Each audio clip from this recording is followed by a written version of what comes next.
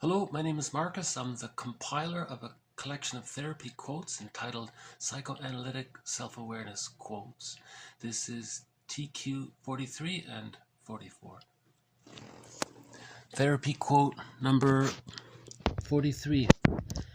Interpretation of splitting should focus on the simultaneous existence in the person's experience of opposite thoughts and feelings that do not seem, in their view, to be connected. Quote, how hard it is for you to keep clear in your thoughts her limitations at times when you are accepted by her.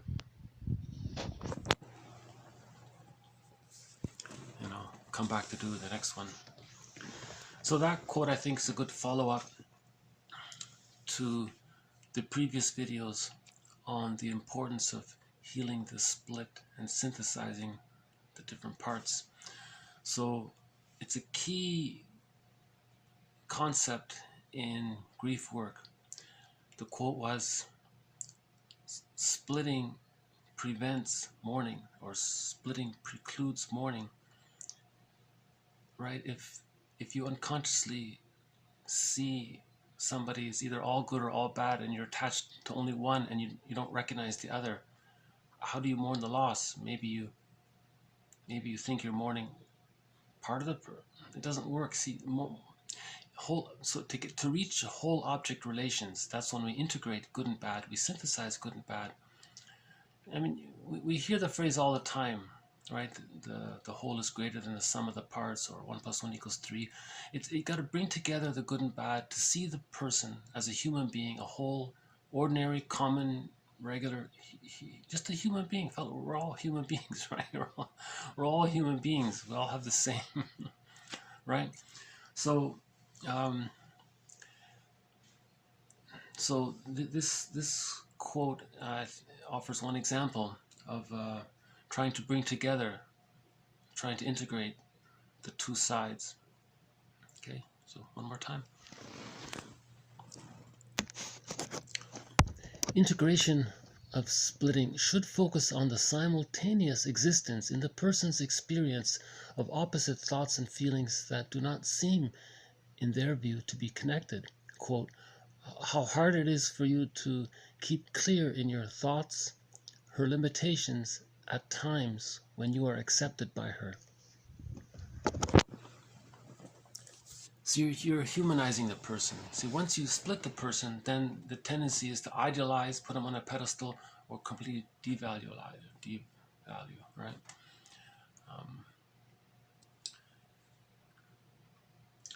So that's this quote's connected to the necessity to heal the split, to reach whole object relations. And when you have whole object relations, you have the psychological birth of the self, psychological Independence Day, as Springsteen calls it. And when you have that nest, when you have that ego, developed ego, then the mourning can happen. Then the egg can appear.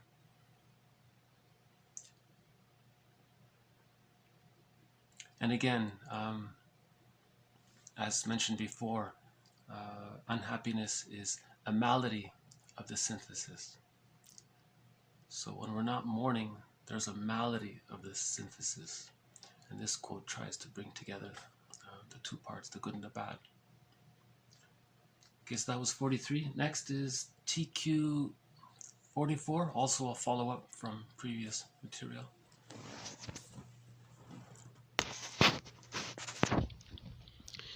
Being critical of herself seemed to elicit her mother's approval and thus guarantee her love and interest. Quote, for you to feel more trusting, less critical, and less hurt by me would be separating yourself from your mother, giving up her love and approval.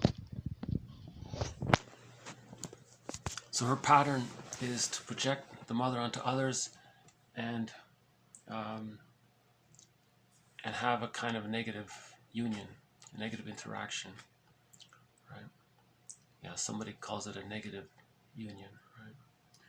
So if she were to change that script and be more confident and positive and outspoken, she would be disloyal to the mother in her mind, and therefore lose the mother and feel the abandonment depression triggered from the past.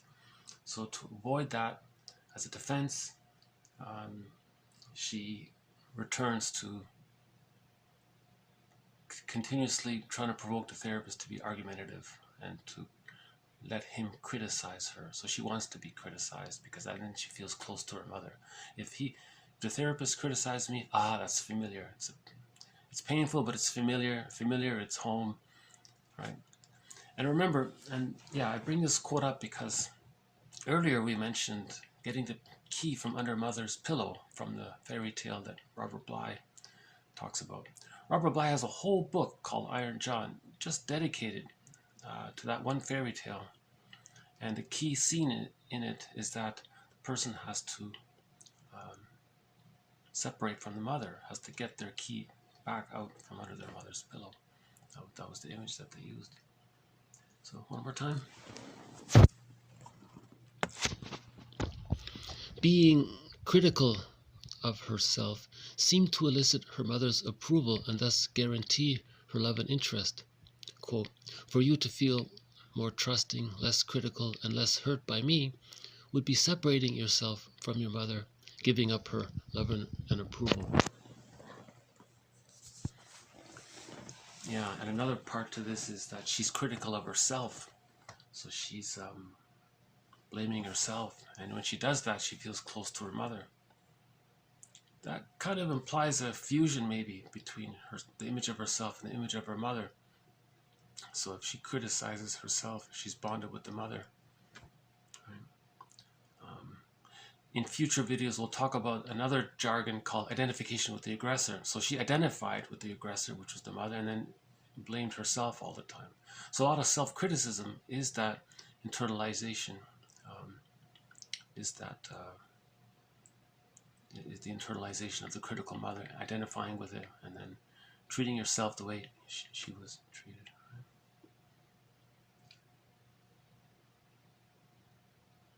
Yeah, in an earlier video, there was mention about loyalty to the mother and the mind. Right? Okay, so I just thought these two would give examples to what we've talked about before. So one more time, I'll do both of them.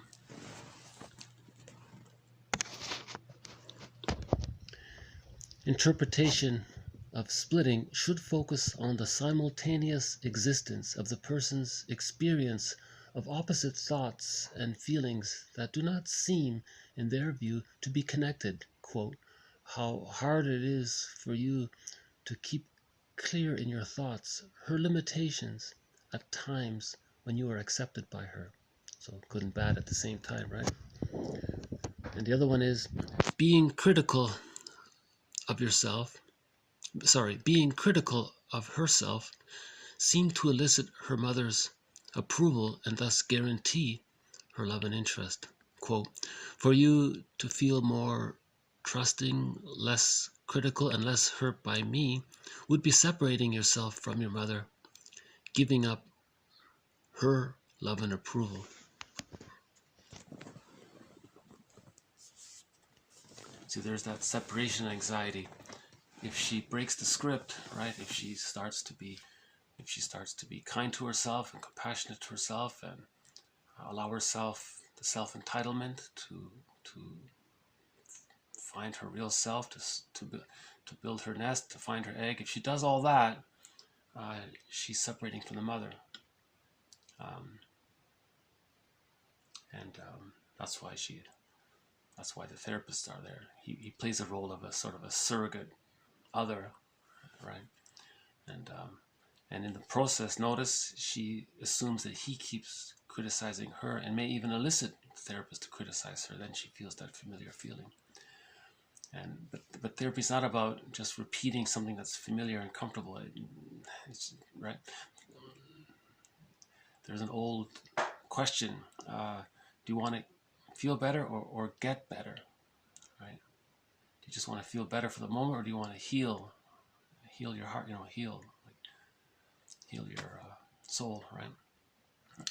bring the parts together, synthesize the parts, and acknowledge the reality. A person is a whole person, and mourn the loss in the case of forgive. See, when you have wholeness, you forgive the parents. See, Bruce Springsteen in his introduction was forgiving his father. He forgave him, right? Once you have that whole object perspective, that's forgiveness right there, right? Wholeness is the forgiveness right there. Right. Okay, so I guess I'll leave it at that for this video. Okay, thank you for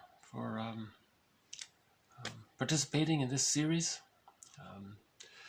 This has been TQ 43 and 44.